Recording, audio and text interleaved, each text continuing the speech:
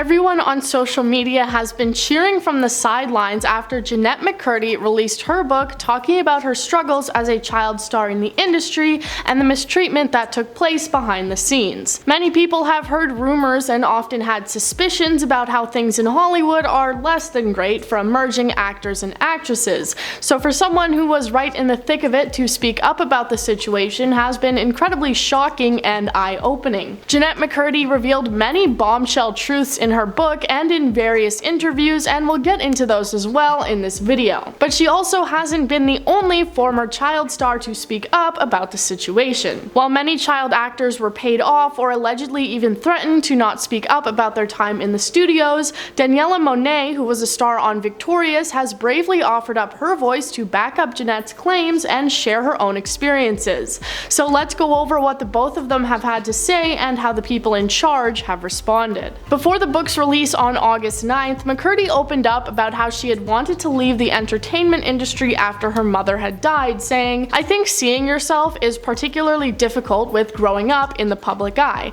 because you're so public facing and seen as one thing. That makes the reality of you so much more unseen and invalidated and unacknowledged. But now, because I see myself, I can accept being seen by others." Her mother's death is a large theme addressed in the book, as Jennette truly believes that if her mother were still alive, she would not have been able to accomplish many of the things that she has. She also opened up about how she was treated working alongside Ariana Grande in their show Sam and Cat, saying, "Every time something exciting happens to her, I feel like she robbed me of having that experience myself. And every time someone calls me a good sport, all I feel is how much I don't want to be one." Jennette also opened up about how at the age of only 11, her mother restricted her eating, which did lead to her developing disordered eating. She also revealed other things she felt forced into as part of her job, like being made to kiss on camera. "My body is saying no, I don't want this. I don't want my first kiss to be like this. I want my first kiss to be a real first kiss, not a kiss for a TV show." She also accused Dan Schneider, though not by name, of a great amount of mistreatment on set, something that many have suspected for years. Now let's take a look at what Daniella Monet had to say about her own experience, effectively confirming that Jennette's experience was not an unfortunate outlier. Dan Schneider was responsible for many Nickelodeon shows, including both iCarly and Victorious,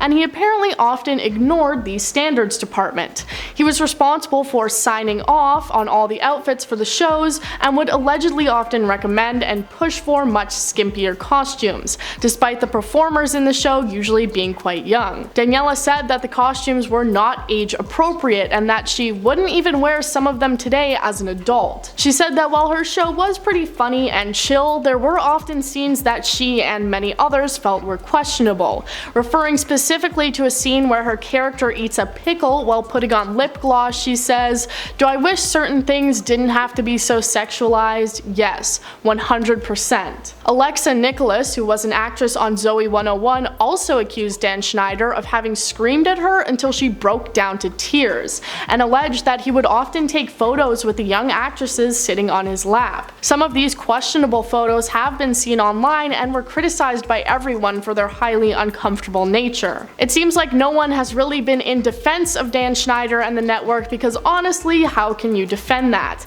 People online said things like, "I hate that I really loved when Netflix put iCarly on, and I hate I still enjoy it even with all this coming out about Dan and Nick in general. I hope more and more comes out soon. They need to be locked up. And I knew there wasn't something right with this man when there were always feet shots in episodes. I never understood how that was funny as a kid, and now it all makes sense." Nickelodeon's former president even responded to the situation by saying, "Every single thing that Dan ever did on any of his shows was carefully scrutinized and approved, and honestly, that really just makes the company look a whole lot worse." For now, that's all I have for you, but I'm sure we might see more former Nick stars coming out with their stories. I've been your host, Woody. Join us next time for more.